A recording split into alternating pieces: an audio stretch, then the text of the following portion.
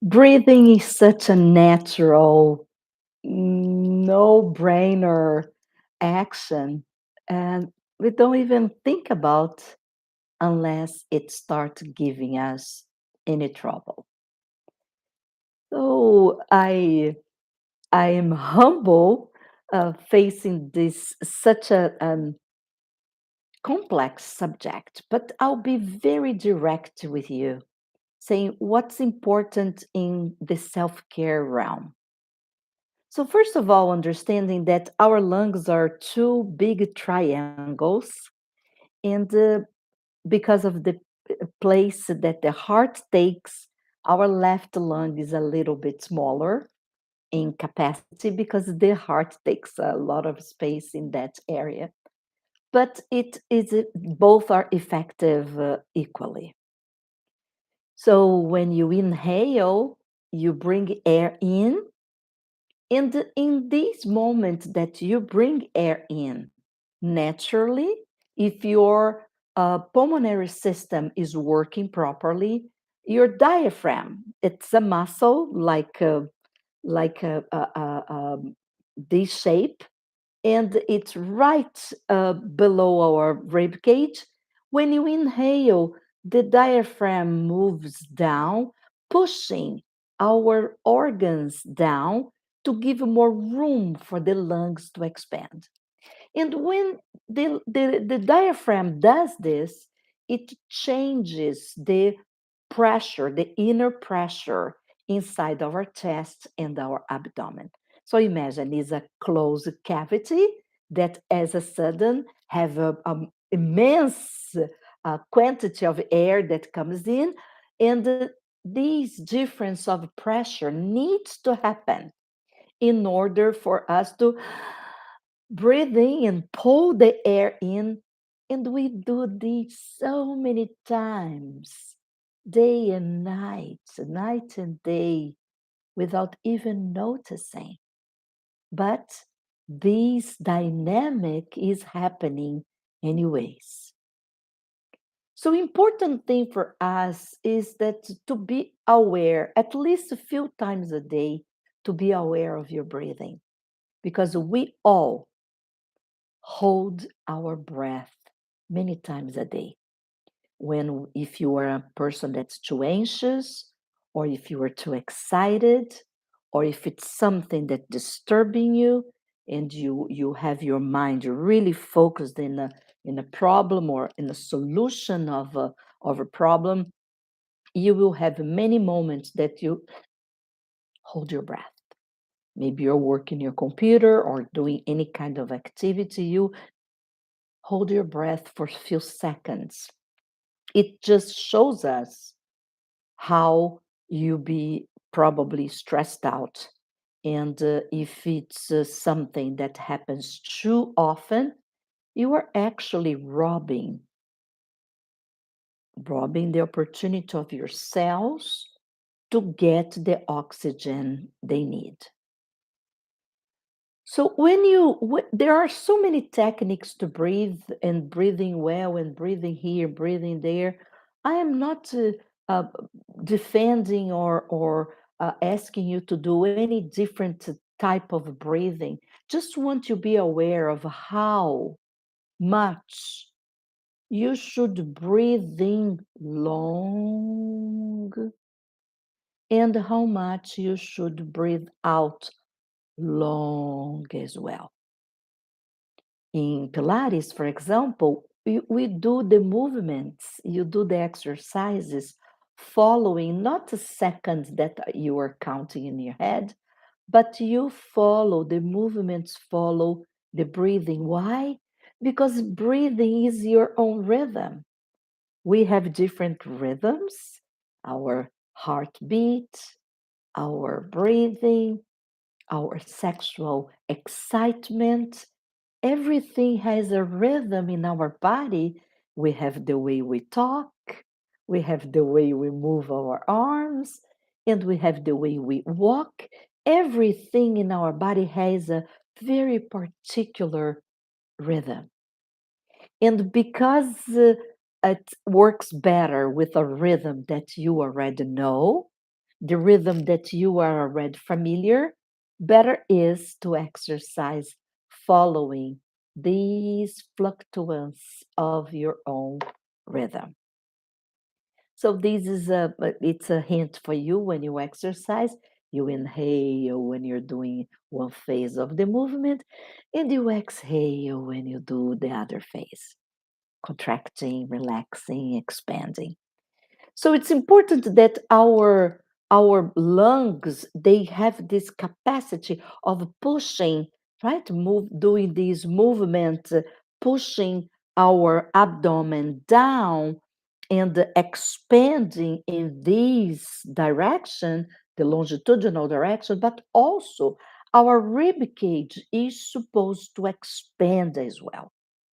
So once you breathe and you give time, because look, you have a muscle, the diaphragm, that needs to mm, provoke this difference of pressure, and you push the organs, and there is some resistance to this. And to the rib cage, the same. You have muscles and you have bones to be moved in order to bring more air. So the slower you do this process, more efficient, more effective your breathing will be. Effective in which sense? More oxygen you bring to your system.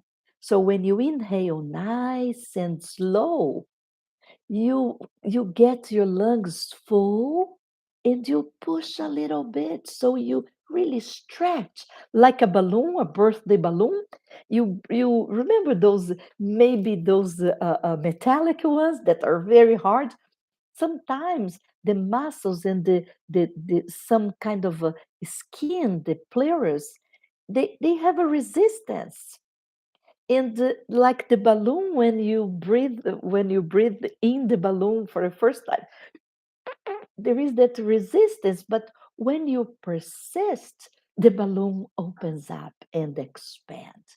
So, in terms of our lungs, our rib cage, and also these kind of layers of skin, the layers that are around our lungs, sometimes they lose a little bit the flexibility.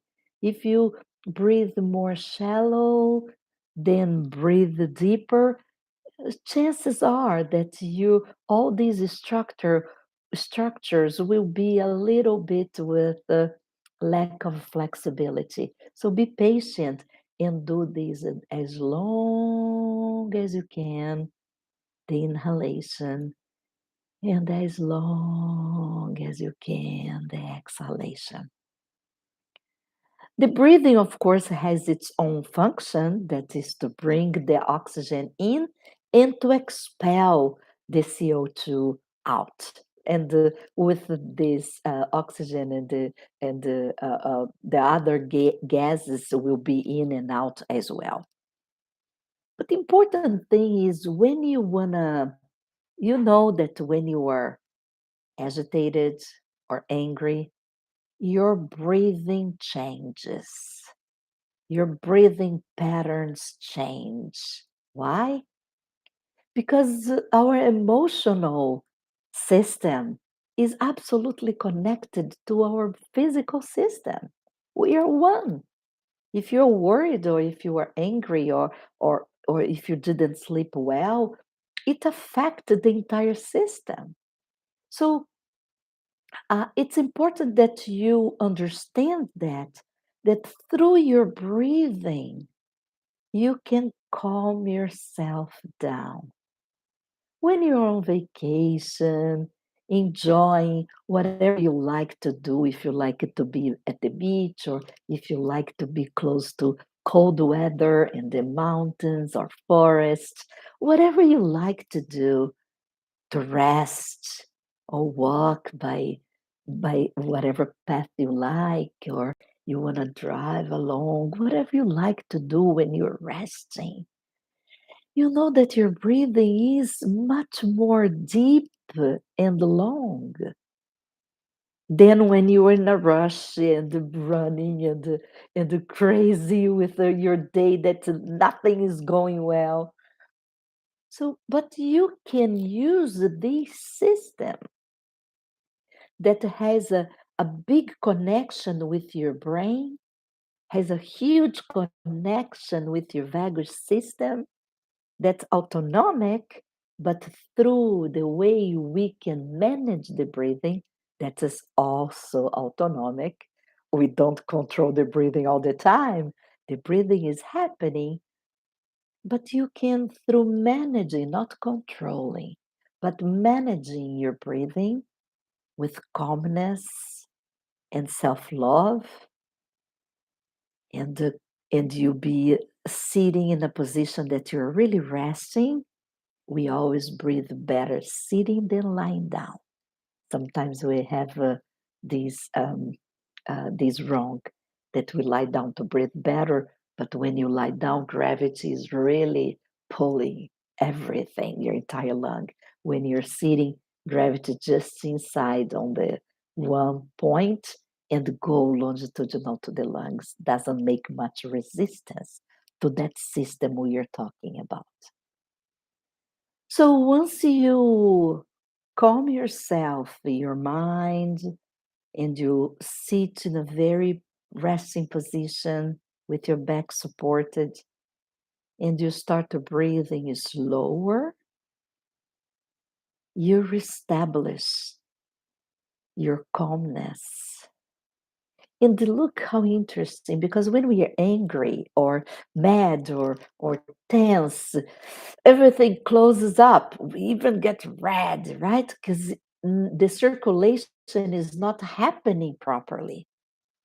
So through the breathing, and of course, if your circulation is not happening properly and you're not breathing properly, you're not oxygenating your brain properly. So you don't have the best thoughts, the best decisions. You don't have, you're a little bit blurry. So when you just give yourself a few seconds, a minute if you can, and just breathe slowly, you reestablish the calmness of your vagus system. You give the calmness to your lungs and your heart.